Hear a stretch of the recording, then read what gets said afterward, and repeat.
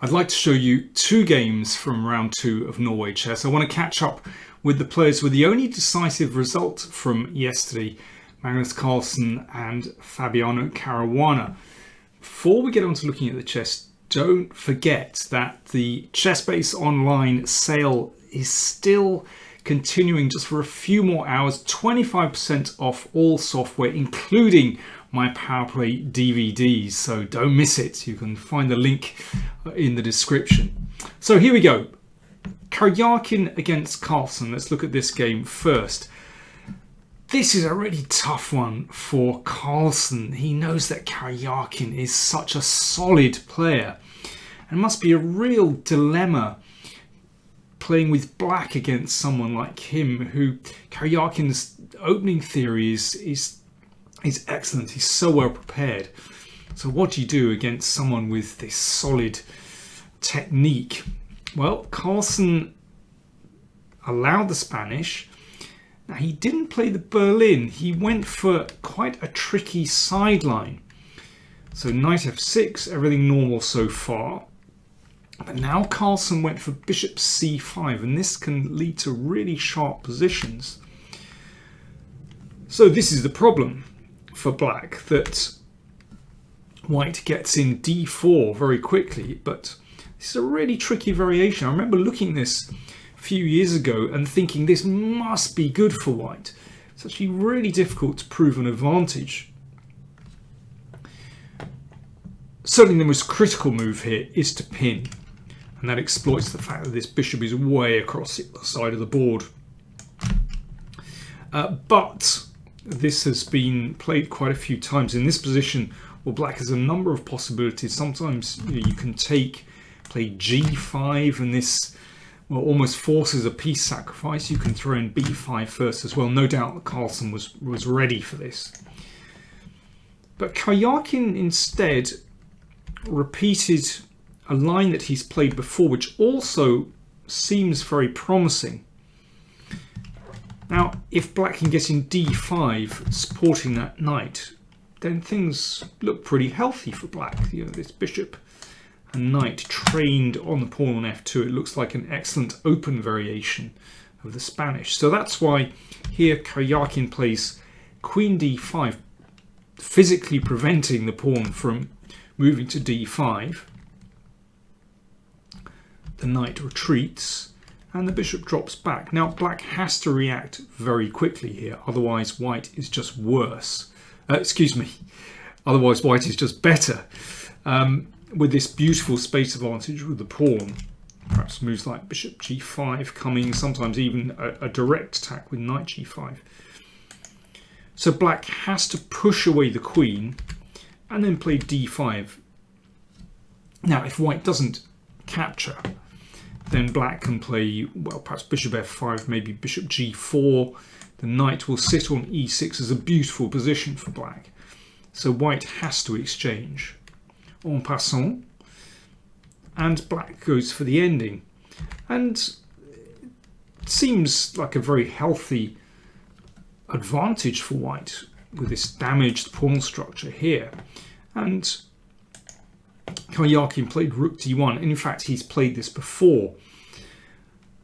In 2010 he had this position, and there his opponent played bishop f5. But certainly, although the game finally ended in a draw, there's no doubt that white has a very pleasant positional advantage here.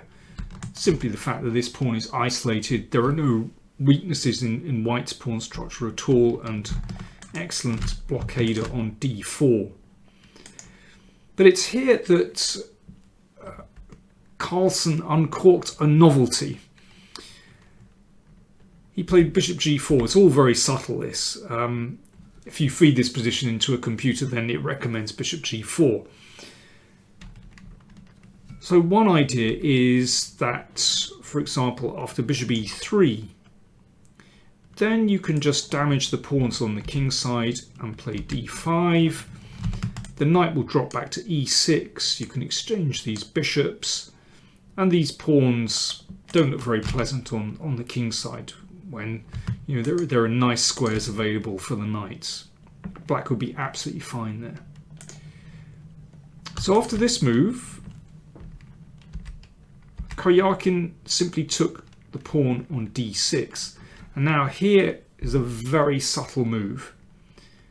The bishop has done its job on g4 and comes back to f5, which looks bizarre. It looks like a complete waste of time. But the problem is for white that this rook is kind of loose. So for example, after bishop takes bishop, knight takes black, gains a tempo by attacking the rook. The rook goes back, and then rook d8. And black has excellent compensation for the pawn. Knight is about to fly into d3 or e4. Well, I mean, first things first, white has to deal with the threats on the back rank as well. So black is absolutely fine in that position.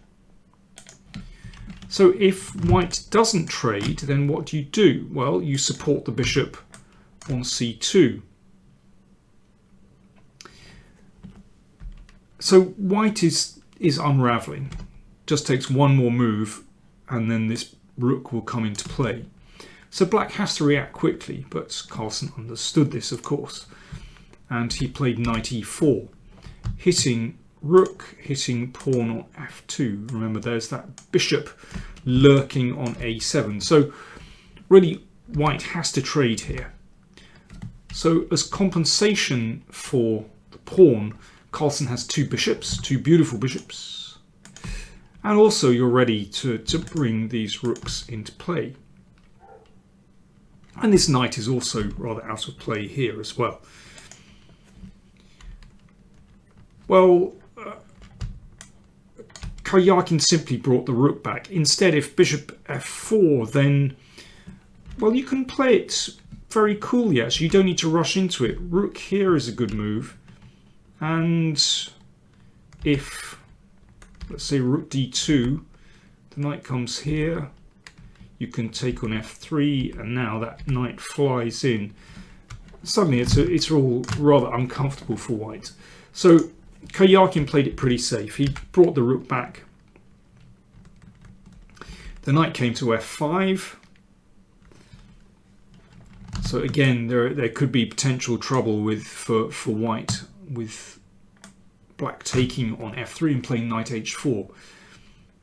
Knight c4. Well, immediately doesn't quite work, because after this then the pawn comes to f4 and white is okay there. But instead Karjakin just very coolly played the rook to e8. Good move. So sometimes it's possible to move the bishop or trade and put the rook on e2. So for example, bishop f4, you can take and then put the rook into e2, hitting f2, and obviously fine for black.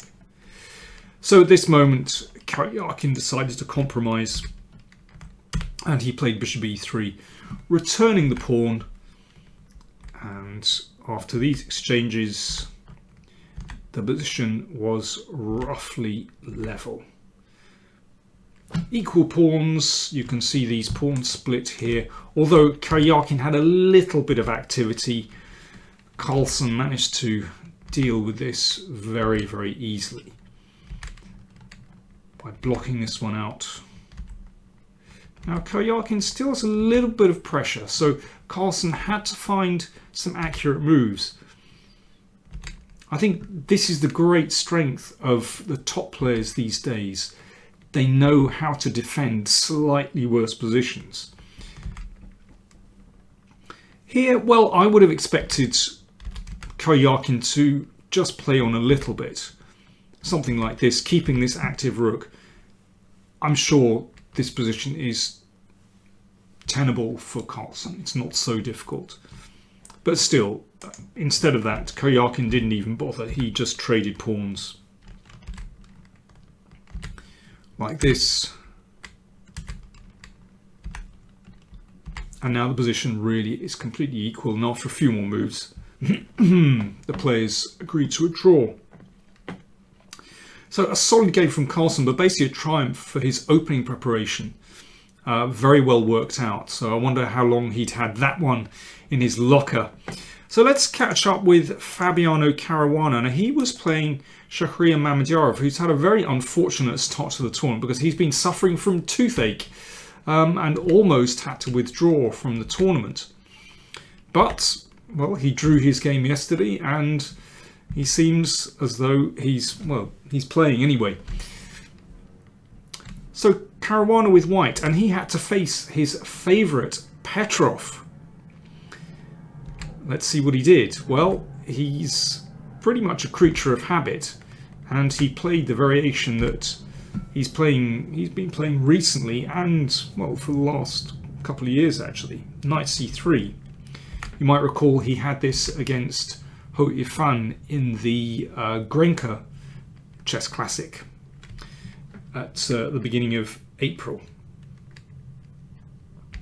He certainly didn't get anything from that game. He should have lost it. And in this position, Caruana himself played knight d7 in the US Championship recently. And knight c6 is also a very popular move, but knight d7 is the main move. But here, instead of knight d7 or knight c6, Mamedyarov played b6. Now, this is a little bit unusual. This was first introduced, I seem to recall, by the Chinese player Wang Hao, who played it a few times. In fact, he played this against Caruana in 2013, and Wang Hao played it in several games and did okay with it. But it looks slightly funny to move the bishop away from the f5 square. And, well, that's what Caruana actually did in that game. Caruana played knight d4, and after this he put the knight on f5. But actually it turned out that exchanging off knight for bishop here really isn't that much of a big deal. So in this game today, Caruana did something different. He played h4, which is pretty much standard strategy in this opening. So you're covering the g5 square. Sometimes you can throw the knight into g5. Sometimes you can push on with h5. Knight d7. Now, having said the problem with putting the bishop on b7 is that the f5 square is no longer covered. The advantage is that the bishop is on this superb long diagonal, and it makes it much harder for white to advance the g-pawn, of course, because of that bishop on b7. Now, a fairly recent game, Sharjah 2017, between Ilyanov and Vallejo Pons, went to knight d4 here. But Ilyanov didn't really get any advantage. The game went like this. f3, logical to control e4 and to block out the bishop. But black was fine here. And knight e6 starts the process of trading pieces. Instead, Caruana tried bishop d3. And, well, this has been played before. There was a very unfortunate game that Wesley So had in Vaikonze a few years ago that went knight f6. But he got absolutely hammered here after this and g4, and things are definitely going white's way here because that pawn on d5 is somewhat vulnerable. Could fall prey to moves like bishop c4, and the attack is fantastically strong. I'm going to show you just how it finished. Watch this, and rook h7, and I'm afraid that one didn't last very long. If king takes, then queen takes, and rook h1. Mamedyarov instead played rook e8. Well, that's a far more prudent move. The rook obviously stands well on the e file. And rook h3. So this is the other way to try to free white pieces, so that the rook protects the knight, and now you're ready to get in g4 and this pawn storm. But it seems to me that black's pieces are very well placed here. beautifully centralized actually.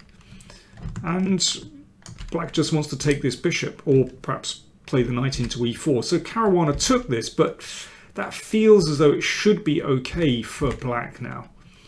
And here Mamedyarov played c4 and well, gave up a pawn temporarily. He doesn't need to do that. I think he could play as Wesley So did with g6, and I think this is a very different proposition because this bishop still has influence over the center and the king's side, and actually there doesn't appear to be any real danger there.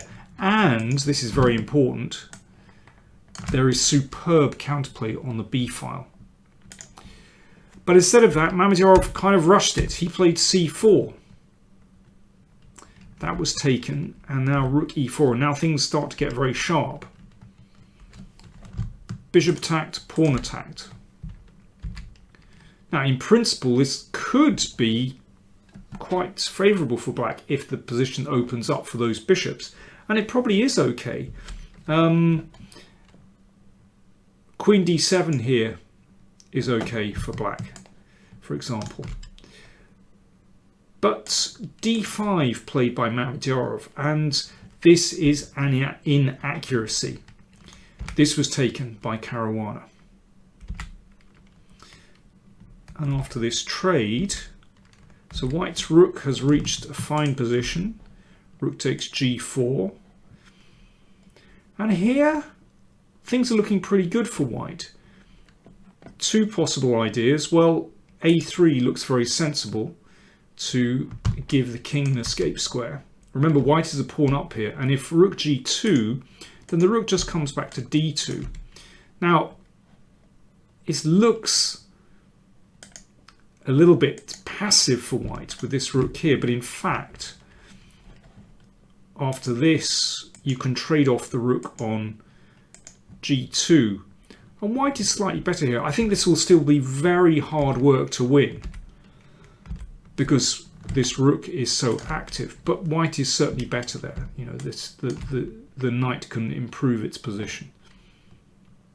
Rook c5, also a good move. And then h5, and the idea is you simply play rook h2, having got the pawn away from the bishop. But instead, Caruana played rook a5, and this is a mistake. He kind of forgot about rook g2. And now rook h2 isn't good because black takes that pawn, and suddenly black is going to have serious counterplay with 3 pawns against 1. So Caruana just had to give up the f-pawn. Now pawns are even, and here Mamedyarov basically just forced a draw. The king went back. If the king goes up, then check takes, and after this, then those pawns are just way too quick. That white's king is just too far away in this position. If it moves, of course, then the c2 pawn drops. And black's king can shuffle up the board with these pawns. Black is probably winning that position. So that's why Caruana came back, and the players agreed to a draw by repetition. Well, an interesting little encounter. Yet again, the Petrov proving to be an excellent opening, and you know, this move b6 just gives black another way to play the position. Knight d7 seems okay, but b6 seems to be a slightly more active move actually in some ways. All the games in round 2 were drawn, so that leaves Magnus Carlsen still out ahead, as he has the only win so far in the tournament. Don't forget to check out the playlists you can see in the video description and the info tab above, and don't forget that ChessBase sale online, 25% discount on all PowerPlay DVDs. Thanks for watching.